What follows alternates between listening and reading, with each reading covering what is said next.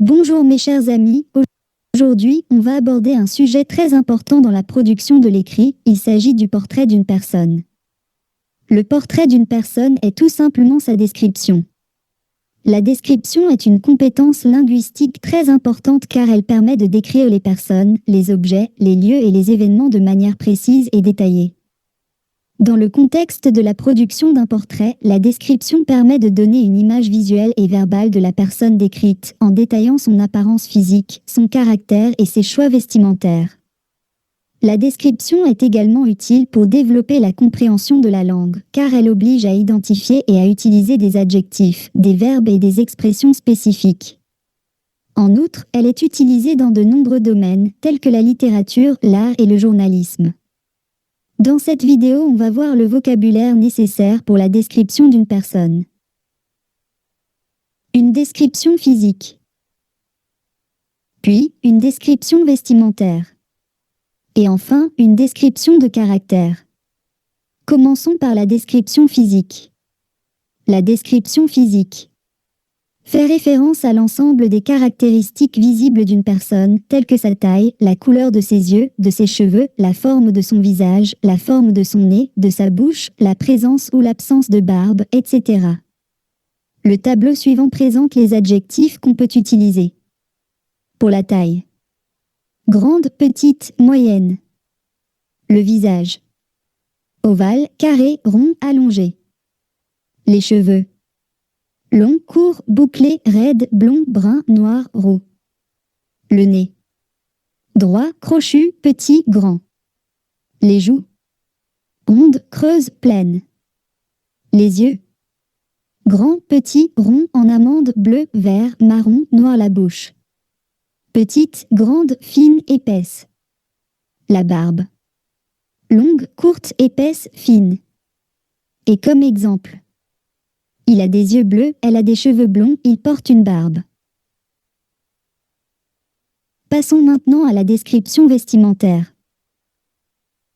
Il s'agit de décrire les vêtements, les chaussures, les accessoires et les couleurs portées par une personne. La description vestimentaire peut permettre de donner des indications sur le style vestimentaire de la personne décrite, sur son rang social, sur sa profession ou encore sur ses goûts personnels.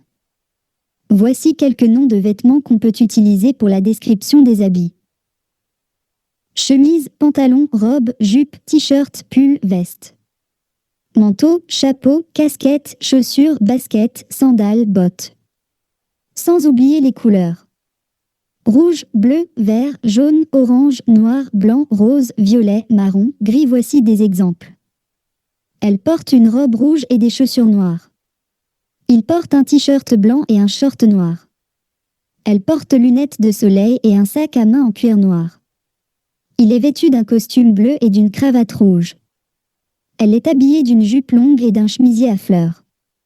Il est chaussé de baskets blanches et porte un jogging gris. Il ne nous reste maintenant que la description de caractère ou ce qu'on appelle la description morale. La description morale, elle permet de décrire la personnalité et le comportement d'une personne, son attitude envers les autres, ses valeurs et ses principes de vie.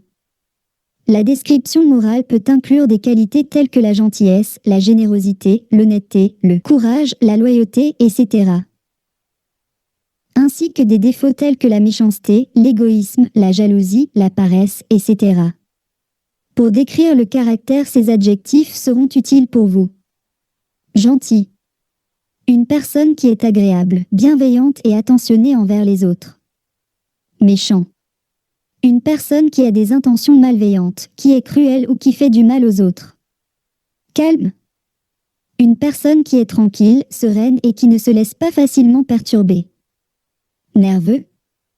Une personne qui est agitée, qui a tendance à s'inquiéter et qui peut facilement être ébranlée par des événements. Timide. Une personne qui a de la difficulté à s'exprimer en public, qui est réservée et qui craint l'échec ou du rejet. Courageux. Une personne qui fait preuve de courage, qui est capable de surmonter ses peurs et de prendre des risques pour atteindre ses objectifs. Peureux. Une personne qui a peur de l'inconnu ou qui est facilement effrayée par des événements. Intelligent. Une personne qui a une capacité d'apprentissage élevée, qui est capable de comprendre rapidement et de raisonner efficacement. Drôle. Une personne qui a le sens de l'humour, qui est capable de faire rire les autres et de les divertir. Triste. Une personne qui est mélancolique, qui éprouve de la peine ou de la douleur émotionnelle. Heureux. Une personne qui est satisfaite de sa vie, qui est joyeuse et qui éprouve du bonheur. Généreux.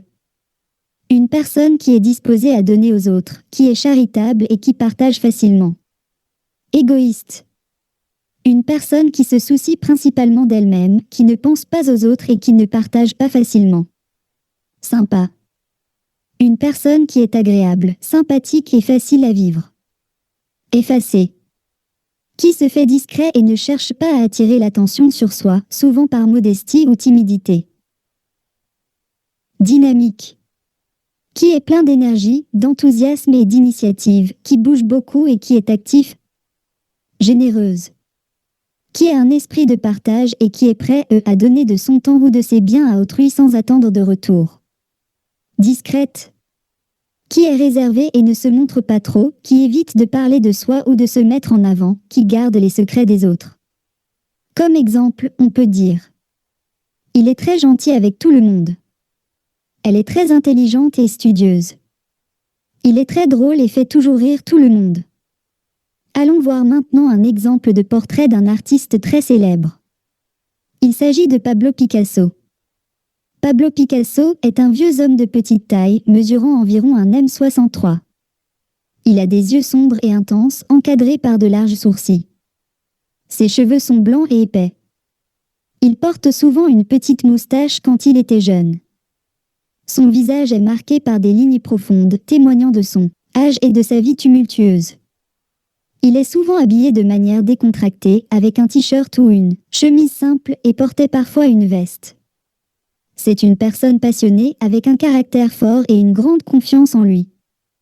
On va finir par un exercice pour mettre en pratique le vocabulaire appris. Je vous demande de dessiner et d'écrire le portrait d'une personne de votre choix en utilisant le vocabulaire appris. Bon courage mes amis! N'oubliez pas de vous abonner si vous adorez. Au revoir et à bientôt!